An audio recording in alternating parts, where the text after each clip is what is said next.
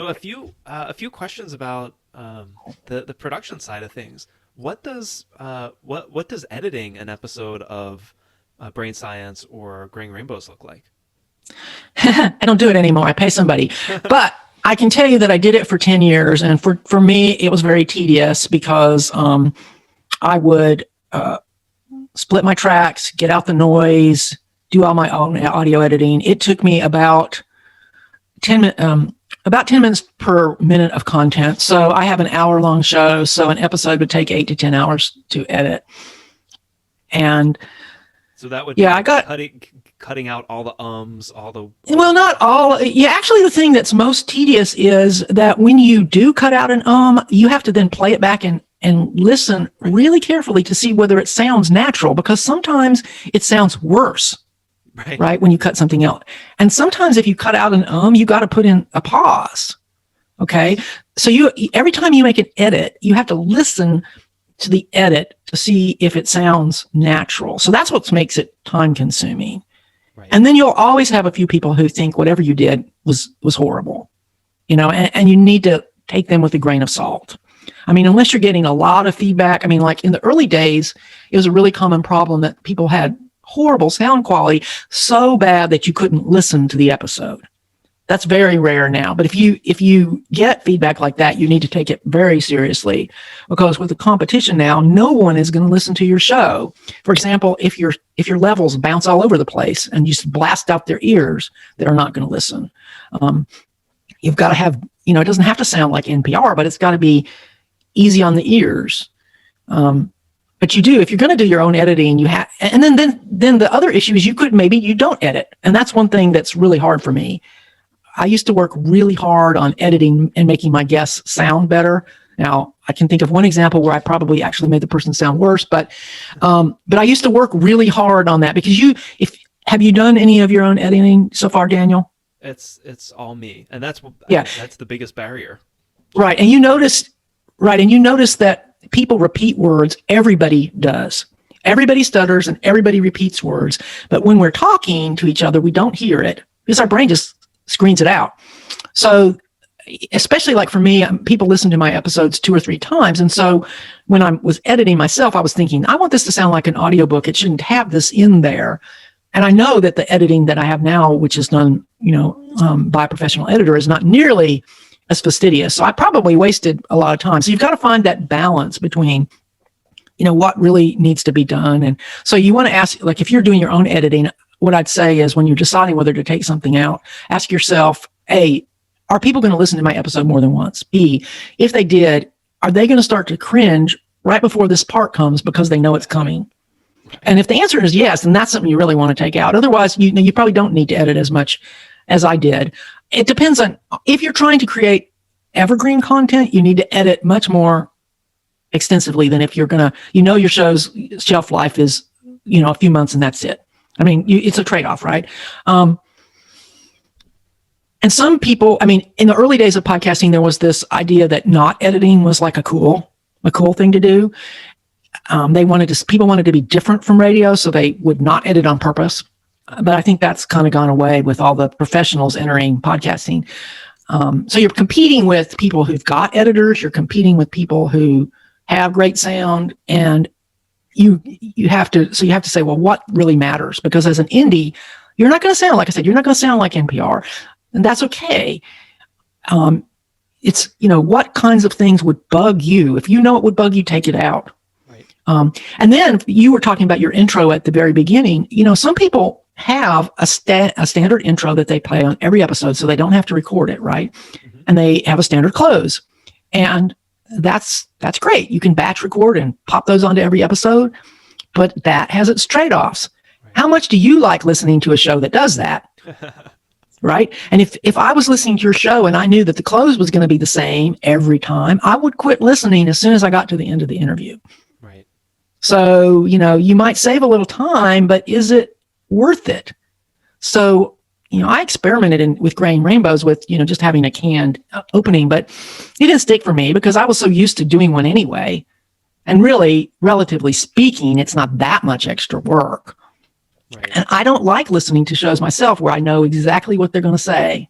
I have a couple of sentences I say about discovering how neuroscience is unraveling the mystery of how our brain makes us human, but that's one sentence. It's not going to drive my listeners too crazy. Right. But if you have a long, drawn out thing that you play every time, the more, especially if somebody binge listens, which you hope for, there's nothing better, for getting people hooked on your show is for them to binge listen. But if they're binge listening and they have to listen to that same intro over and over and over, that's the hazard also of asking the same questions.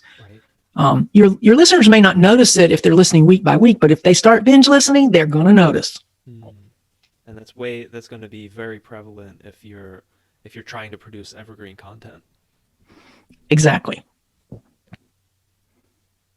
Great. But Well, the thing about editing is, I would say, is if you have the fortune to get to the point where you can make a little money off of advertising, the first thing you want to spend it on is paying for somebody to do your editing, because there's not, it's so time consuming, it's so tedious, unless you just genuinely enjoy it, which some people do, but most of us don't.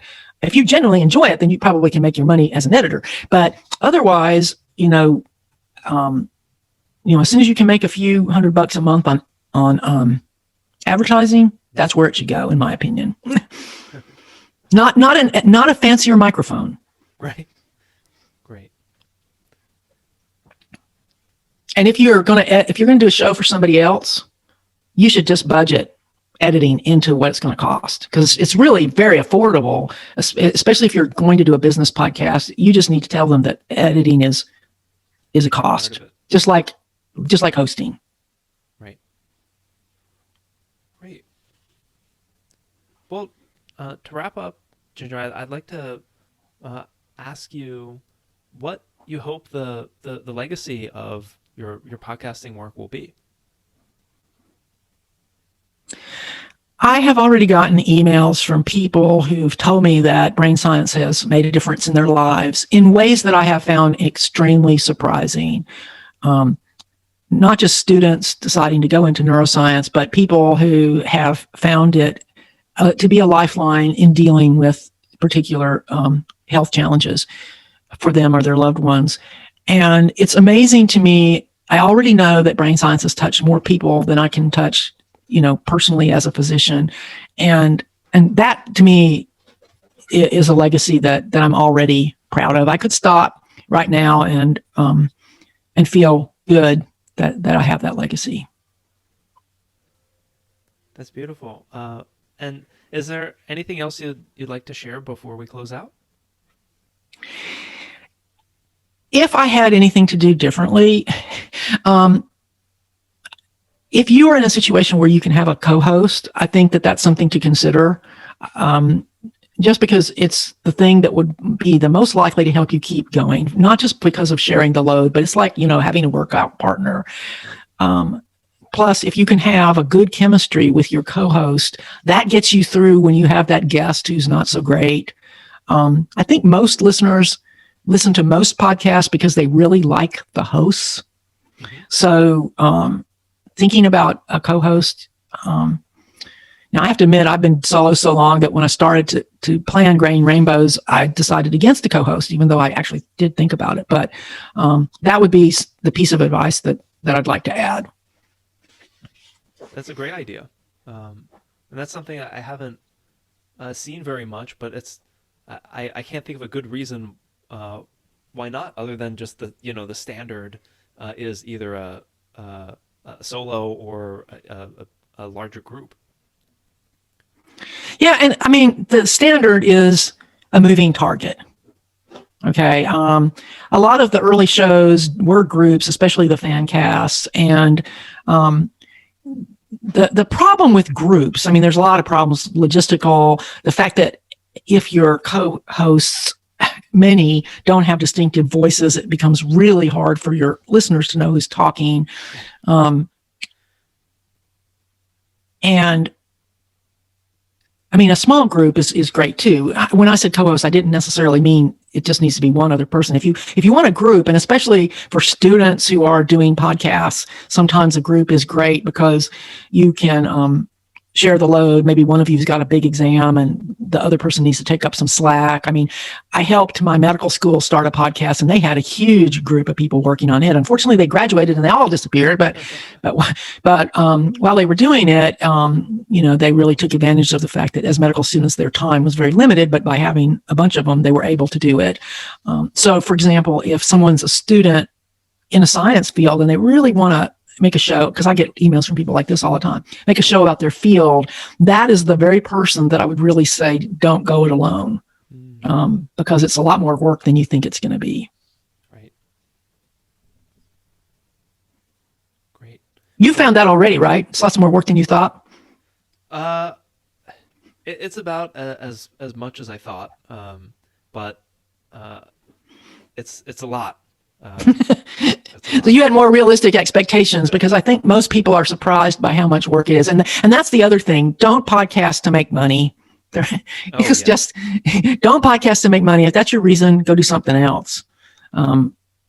Because I think of my podcasting as either a hobby that pays a little or a really crappy second job.